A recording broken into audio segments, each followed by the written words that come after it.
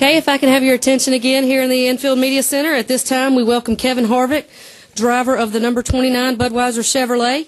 Kevin is currently 9th in points, but certainly leading the trend with 2 wins this season. Kevin, talk a little bit about coming back to Talladega.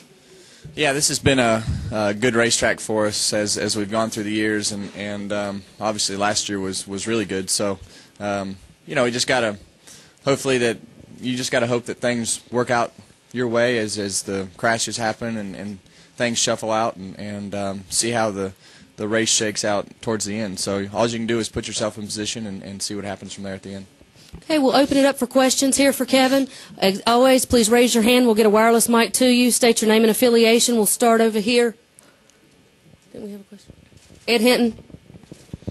Ed Hinton, ESPN.com.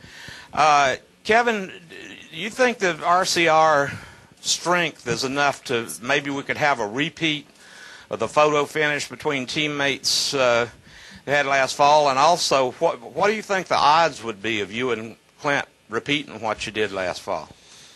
I think as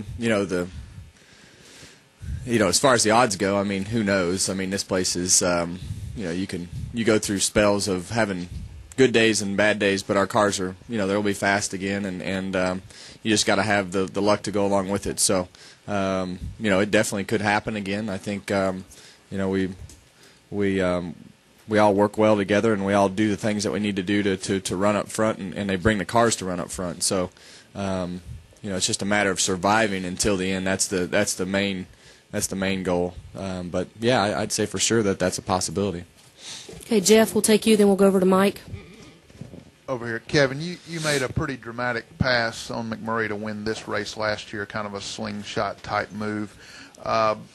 Is that possible again this time with the current configuration? Has anything changed that would prevent that, or do you think that's still a possible move on the last lap?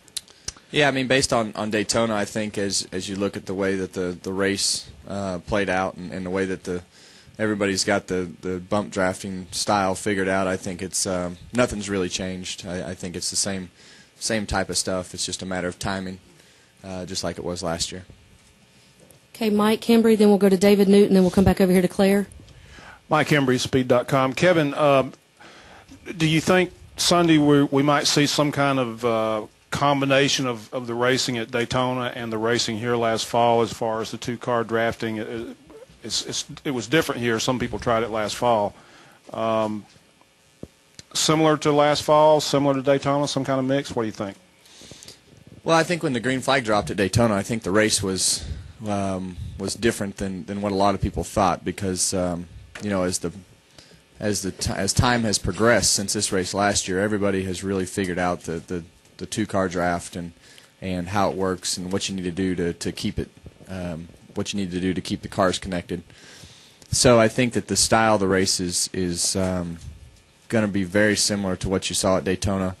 But when they dropped the green flag at Daytona, it was hard to race, in the pack, and it's hard to keep the cars connected. And I think we saw a lot of wrecks because of the fact that the cars were pulling up on groups of cars, and you didn't have anywhere to go. Here you have a lot more space, so it might be easier for that. But I still think it's going to be very similar to Daytona. Okay, we'll go David Newton, Claire, Dick Berggren, then Al Pierce, Bob Pockris, and then over here to Woody.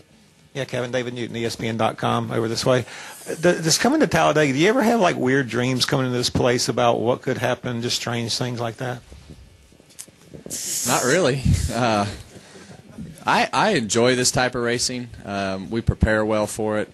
We come into it ready to race and push and shove and do the things that we need to do to race here. And I learned a long time ago it's better to be aggressive here than it is to just sit around and wait for something to come your way, because more times than not it's going to not come your way, and things are going to just happen around you, and you're going to get tore up. So you can be smart, but at some point you're going to have to get up in there and get after it to make something happen. So it's just an aggressive style of racing now, but it doesn't bother me at all.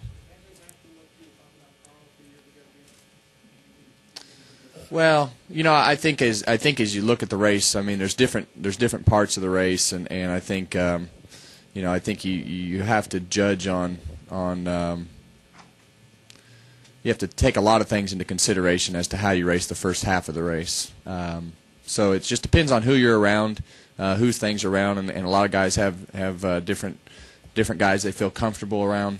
So I've been here and taking it easy the first half of the race, and got up there and raced the second half of the race, and you just got to see, you just have that sense and that feel of who you're around and how you're racing and how the race seems to be playing out. So it's you just kind of go off of that feel and see as to where you race in the first part of the race. Claire B. Lang, Sirius NASCAR Radio. You told me earlier in the week, and a bunch of drivers have been saying this from the bigger organizations, that they don't want too many people on their radios this week with the two-car draft. Don't get overboard. You like just so many things in your head. What about the spotters, though, on the spotters tower? Because they're running around up there, and they got to kind of keep their eyes on you, and you wouldn't want them to be diverted from that attention by doing deals up there, which is a lot of what's happening, too. What about what you want from your spotter here? Well, I just want my spotter to be loud and clear on the radio. That's really all I care about here. I know my spotter is going to give me the information that I need. We've been together for a long time, and he knows what I want to hear, and that's just how it is. It's a lot tougher job for those spotters than it used to be. And I told you 2 days ago that I wasn't going to have a lot of people on my radio, and I look at my nationwide car and I have 20 people. So I don't even know how to keep track of that. So, it's just one of those things where you just have to do the best you can from inside the car, and you just have to stay calm, and try to stay around, the first selection of guys that you want to be around. But then if you're not and there's something unexpected, we have a backup plan.